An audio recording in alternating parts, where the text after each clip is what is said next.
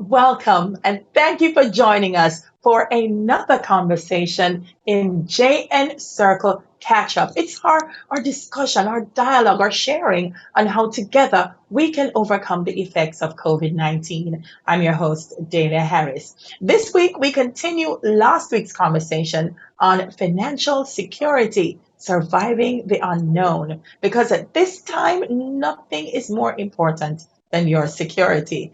And if we're going to get through this, that's the only way we're going to. So this evening, you're going to be hearing from JN Bank about how it is helping you to find a way and what you need to do to access that help. Your health is also an important aspect of financial security, and we have a doctor in the house. He'll be sharing with us some important tips and facts beyond the basic hygiene and social distancing rules so that you can stay healthy and productive during this period. Okay, so perhaps you notice we're doing things a little bit differently today. So while we are live, it doesn't mean that you won't be taking part. So we are inviting you, please submit your questions and your comments. Go ahead and post them during this watch party, and our experts will respond during this catch up. A lot's been happening since last week. So we are now week 8 since our first confirmed case of COVID 19. In this past week alone, we're almost at 400 cases of the disease. And unfortunately, we have 7 deaths. There has been an extension to the restrictions of movement in St. Catherine, but not too much. It should be lifted tomorrow, Friday. So, yay! St. Catherine folks will be out of lockdown. Entities in the business process outsourcing sector remain closed, however, until next week. And schools remain physically closed until May 31, but teaching continues online. These are serious times, and the effects on the country and on the economy have already been devastating. Hundreds have already lost their jobs in tourism, in entertainment, in the hospitality sector. But you know what? Together we can get through this by planning and strategizing with the right information. And that's why we try to bring you insightful and positive information each week, because as we said, we are going to get through this together. Jane Bank is helping Jane members and customers to find many ways to weather the effects of COVID 19, as Rose Miller shared with us last week. And I hope you wrote those tips down and you've been applying them. This evening, Howard Lawrence joins us. He's head of credit administration at Jane Bank, and he's going to help us to understand exactly how and what you need to do to benefit. Hello, Howard. Welcome. Hi, Dana. Great to see you. Before we begin, I want to find out from you, how have you been coping, and your family, how have they been adjusting to COVID 19? Well, as you can imagine, this is now the new normal. I mean, the family is doing quite well. We are now communicating via social media to a certain extent for those persons who are not living in the household. But I think we have been weathering the storm pretty well. And it's in a very strange way, it has actually helped to bring us closer together. Yeah, I'm finding that that's true with most families. They're actually taking more time to share and to experience each other. A lot of people have lost their jobs. Howard, it's in tourism, it's in the bauxite sector. Many others are struggling because they've lost other sources of income. Tell us, what help is JN Bank offering to its members, to its customers to get through this time? Well, Dana, as you're aware, I mean, JN Bank is 100% committed to assisting our members, right? Our motto, we help you find a way. We take that very seriously, right? And so during this time, what it is that we're doing is we are asking customers to reach out to us so that we can provide them with solutions. And these solutions will be specific to each person's needs. So there are 3 broad categories that we have our help broken down in. So we have the mortgage help, we have the personal help, and we have the business help, right? Briefly, for the mortgage help, this is where our mortgage customers have the opportunity to, request assistance from us, whether, we're looking at a moratorium or an extension in the term. And of course, I think we're the only bank in Jamaica that's offering up to 12 months to our members in terms of moratorium, because as you said, we're really in a very difficult time right now, which is uncharted waters for us. And so we're trying to find the very best solution that, will meet the needs of each of our members. So that's the mortgage help. Tell me a little bit about the personal help. Well, so the personal help will cover like the auto loan, the unsecured loan, and for persons with cash secured loan. And similarly, they have the opportunity to apply for up to like 12 months moratorium as well, and extension in term. And we have some other options that we were able to develop for our members. And then with the Mhm. business help, this is where our small business and our corporate entities, we provide them with support, financial support during this period as well. The moratorium, it's a word we've been hearing so much of. Break it down for me, for our family who is watching, our members and our customers. Well, a moratorium is essentially a deferral of payment. So this is where somebody would say, okay, can I get a break on making either a full or partial payment? So a customer could say, you know what, I've had a reduction in my income. I can continue to pay a portion. Let's say I can pay my interest, but I won't be able to cover the principal portion of the loan throughout this period. So we give them a reduced payment option for a limited period. Let's say 3 months, 6 months, 9 months. Or they could say, I have no income, which is unfortunately what many of our members are faced with right now. And so what we do, we put a break on those payments for that period of time, All right? right. So It's that's it's kind of a what it is. it's a break from payment, but it doesn't mean payment isn't coming. So No, so no, what no. should I bear in mind when the moratorium kicks in, it's approved, what happens when it ends? Do I pay more? Do I still do the same payments? What happens? That's not a question. No, this is why we spend time to go through with our members on an individual basis to explain to them the effect of a moratorium. Now, there are different options that a member may take. So you could have a moratorium where at the end of it, we capitalize the interest, which is to add it back to the loan amount. And we can allow the member to continue to make the original payment that was agreed. Now, in order for that to happen, we'd have to extend the loan tenure, right? So that is one option that persons can choose. Now, we could also keep the payment, the loan tenure, the same as what was agreed before. But you can appreciate that that would mean that the payment would actually increase, right? So far, most of our customers have asked for a blended option where they um, do a short extension on the payment. And so the payment may go up a little bit, but not significantly. And the expectation is that once normalcy is resumed, whatever that looks like, they'll be able to start paying again. Yeah. A lot of people have car loans and they have other personal loans. How then they're thinking, am I going to lose my car as well? Are you extending this facility to personal loans? Most definitely. Or cash secured loans or unsecured loans or auto loans, we're giving all our customers the same opportunity. We believe in treating our members with dignity, right? And we are 100% committed, as I said, to helping our members find a way. Just, just as how when they needed to purchase that car, Jane helped them to find a way. We are going to help them throughout this period in order to keep a car. So similarly, we would offer the moratorium on the payment, whether it's 1 month, 3 months, 6 months, and we will work with them in terms of what best suits them, right? And in fact, our unsecured loan, one of the feature of that loan is a compulsory savings component, which is something that we do to encourage our members to save.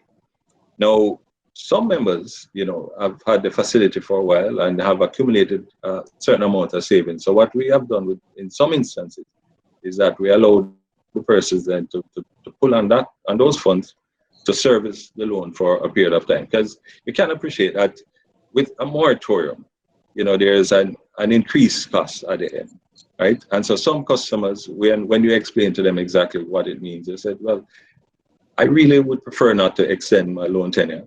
I want to pay it off when I had agreed that it will be paid off. And so, we give them the option to utilize some of the funds from the compulsory savings account, to help them during this time. And in some cases, customers have actually reached out to us who are in, very extreme situations. And we have actually giving them access to some of the funds so that they can go to the supermarket. Oh, wonderful. And that's been a challenge for most people, that getting their hands on cash, on money, being able to do the emergency shopping, they've had to draw on the credit cards. And so a lot of people have been doing that. You have a JN Visa credit card, or even with your line of credit, some people may be seeking relief. Is that also available to them? Most definitely. So for the credit card customers, there are some persons who what they are requesting is a temporary increase in their credit limit. Some of them are asking for permanent increase in their credit limit, and depending on the situation, we're providing that assistance, right? Because not everybody has actually lost their income, right? Some persons continue to earn. Now, what we find as one of the more popular options with our members, though, is that persons are asking us to convert those facilities, the line of credit and the credit card, to an installment loan. And that would give them the opportunity to pay it over time. Because, with the line of credit and the credit card, the interest would be added on a monthly basis. And, it's difficult for many persons to continue to maintain that facility. So our commitment is that we would give them an unsecured loan to pay out those debts. And we even put a moratorium at the first in the first instance. So perhaps for the first 3 months or so, we will say, okay, no payment is required, because again, many of these persons have no income at this time. So at the end of the moratorium period, they will begin their payment. Right? So that is a very popular option that many of our members have been choosing. With the understanding that when it is that they regain employment, we will look at giving them back the credit card or the line of credit facility to use. Yeah, a lot of businesses also would have made up projections. I can pay because I know that this is what my income will be. COVID has basically shattered a lot of those projections. What are you offering as assistance to the businesses? So our business customers, and again, we have been assisting them. In many instances, they're asking us for a break on their payment because what they need right now is cash flow, right? And so it's not that they're not getting an income, but in many cases, they're not getting the type of income that they had projected. And so what we do, we give them a break on their payment, a moratorium. There are other customers who have actually asked for like an extension of a line of credit to help them to meet their obligation. Because, our business customers, many of them, they still try to retain their staff, even during this period. And so we at Jane feel that it is important for us to assist them in every way so that they can continue to meet their financial obligation, which includes paying their Salaries, staff. maintaining their payroll. Yeah. So for those who are joining us there on this watch party, they have their questions, their comments, but they want to find out more information. Where did they go? Okay, so we have a number of options. Persons are able to call into our customer contact center at 876-906-4343, or they can go to our website, which is www.jnbank, and we have a special link that we have set up to assist our customers. So www.jnbank.com/COVID-19 help.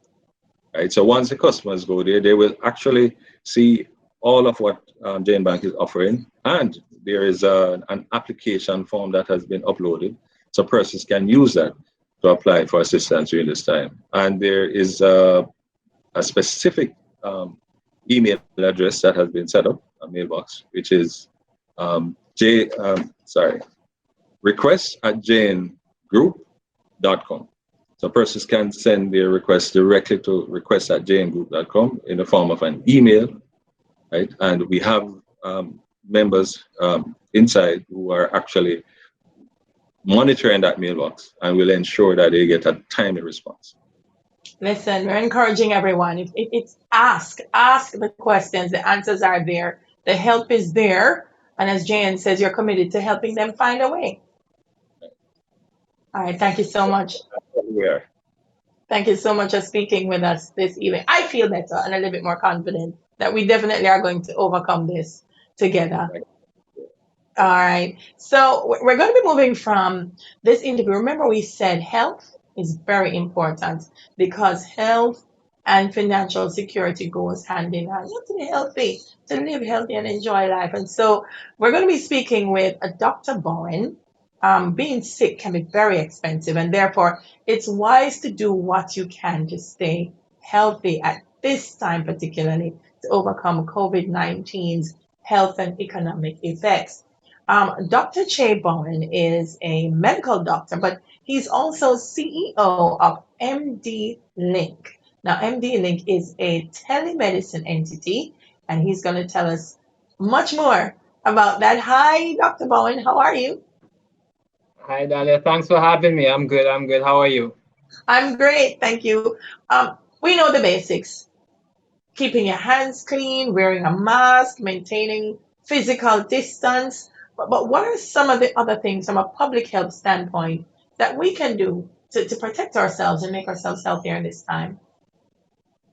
Right. So those are definitely the essential pillars of this whole coronavirus in terms of preventing the spread and the exposure and flattening the curve.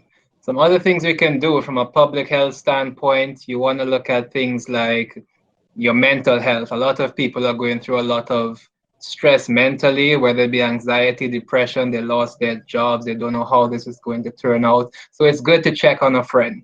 Check on a friend, let them know there are hotlines available for them to call and discuss their problems. Reach out to people. A lot of that is being overlooked. So that is one. The other thing we can do, boost your immune system. You want to boost your immune system, exercise,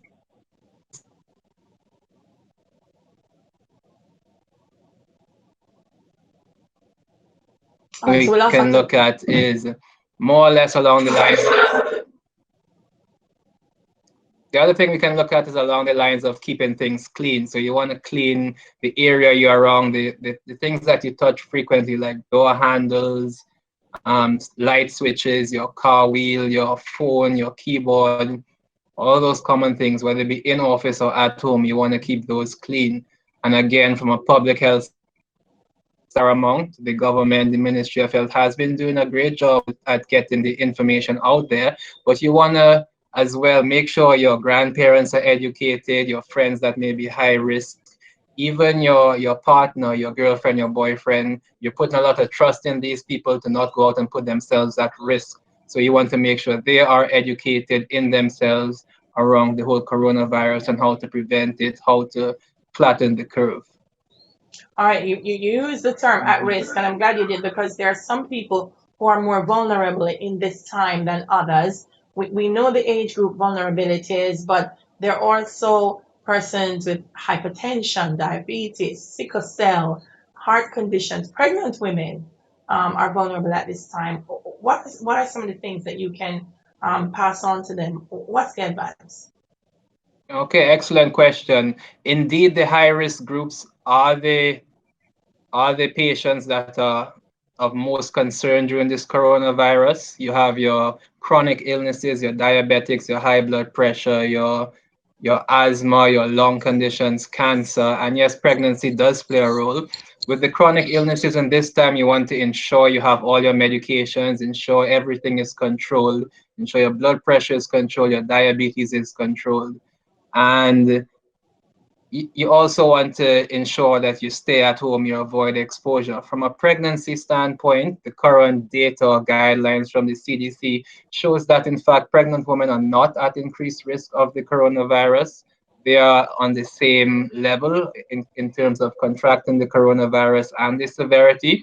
It's important to know that yes, being pregnant does put you at risk of illnesses because it does put a strain on your body. So if you're pregnant, you want to stay home, you want to again stick to the three pillars: social distancing, keep your environment clean, keep your hands clean, and cover your mouth, you know. So again, the CDC guidelines show that with pregnancy, you don't have to be worried about being more susceptible. You don't have to worry about passing on the virus to your unborn child. And in fact, once that child is born, you can, or it's recommended that you continue breastfeeding. Yes. Okay? Yeah. Um, it, everyone, there's heightened anxiety And some of the chronic illnesses may have symptoms that mirror COVID-19. For example, if you have asthma, you may start having respiratory problems because of all the chemicals being sprayed in the air, and you may mistake that for COVID-19. How do you know what's what and kind of minimize the panic? Right. Excellent question again, because indeed, the symptoms that are presented by the coronavirus and by a lot of other conditions are very similar. So you want to look out for the key symptoms with the coronavirus. The paramount or the head one is the fever. You want to look out for fever, shortness of breath, chest pain. If you're getting those, then is the right time that you should get concerned. And yes, the symptoms may leave you feeling confused. In that time, what you want to do is either A, call the Ministry of Health, the hotline, or B, see a doctor from home online. MDlink actually provides telemedicine services, so you can log on right on the website, download the app, and you can see a doctor in real time at home, discuss your symptoms, and in fact be guided to where or the next best move in terms of your whether or not you have coronavirus or are at increased risk. Yeah, and doing that online and at home is not only safe and convenient for persons who may suspect they have COVID-19, but the general public who may just not want to head out of home. People in St. Catherine who are in lockdown, but they need to access medical care and attention. They can do this through MD-Link, yes? Correct, and we have been helping out a lot of the Spanish Town area. They have been using the MDlink platform a lot more since the lockdown. Um, yes, the cluster has been growing in the Spanish Town region, so you definitely want to be staying home. You're one of the highest at risk population right now in Jamaica, so you want to stay home. You want to see the doctor from home. You want to, if you have to, call the hotline, but you definitely don't want to be leaving your home if you are a resident of the St. Catherine region. It's interesting you say you want to see the doctor at home because sometimes you want to sit in front of the doctor to see him. How does the how does the telemedicine work? How does MD Link work? All right, so with telemedicine, again, everything is online. So you see the doctor online, you're safe at home. You log on via the app or the website. The website is themdlink.com. You book an appointment, you schedule your time, you choose your doctor, and they will either choose text message, they can call you directly, or they can video chat with you just like we are right now. So with the video chat, they can see you face to face and assess you even more to a better degree than over an audio call or a text message. So again, with coronavirus screening, I would definitely recommend a video consultation. It's important to note that, of course, our prices are affordable. We are lower cost than going into an in-office doctor as well. So we are bringing increased access to you. We're keeping you safe and we're keeping the price affordable. The other thing Wonderful. we're looking at doing No, go is in ahead. fact launching a coronavirus artificial intelligence screening platform, which would be free to the public. And what that would do is that if you think you're having coronavirus symptoms, you're not sure, you just log on to the MD-Link platform and you speak with a chatbot or an artificial intelligence bot, and it would advise you right away, free of charge, what you should do. And this again is based on the CDC guidelines. So it's very specific and it has been tested and is running in the first world already.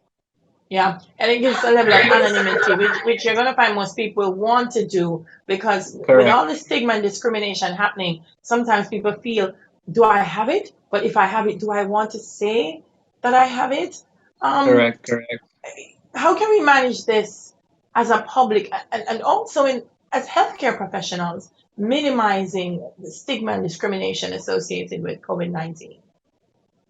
Right. So stigma has been become pretty prominent over the last few, well, since coronavirus has landed in Jamaica. And I would say again, the government has been doing a great job. We want to stress on the fact that one, it's not a death sentence. If you get coronavirus, you're not going to die. It's very similar to most other flus, actually. In fact, the mortality rate is very low. What is concerning about the coronavirus is that it's a pandemic. It's very contagious. It spreads easily. But even if you get it, you're not it's not a death sentence. You're not going to die. You can recover. A lot of people have been recovering, and the mortality rate again is very low. So as long as we continue as health professionals, continue to educate the public sector and the private sector in terms of that would decrease the stigma around the whole coronavirus. Again, it's also important to educate the public around the fact that healthcare workers are not trying or transmitting or carrying the virus. They are keeping themselves clean and protected as well, and as such, they should be respected when you see them out in public. All right. I want to thank you, Dr. Bowen, for speaking with us. Thanks so much for having me. All right, Dr. Bowen there. That's all the time we have today, guys, for our conversation. We want to thank our guest, head of retail loans at JN Bank, Howard Lawrence, who was our financial expert this week, and Dr. Bowen for enlightening us on what we can do to not just manage our loans, but manage our health at this time. Join us next Thursday when we'll have our final episode in the JN Circle Catch Up series. Remember, visit the JN Group website. It's www.jngroup.com/COVID-19 help. Once again, www.jngroup.com/COVID-19 help. And you'll get more information on how the JN Group is supporting you to respond to COVID-19. And follow us on social media on Facebook, Instagram at the JN Group. And please share this video. You may have friends, family members, colleagues who want to get through this time as much as you do. And they'll really be hard to know that JN is there to help them find a way. So thank you for joining us. Stay safe until we meet again next Thursday and we catch up one more time. I'm Dahlia Harris.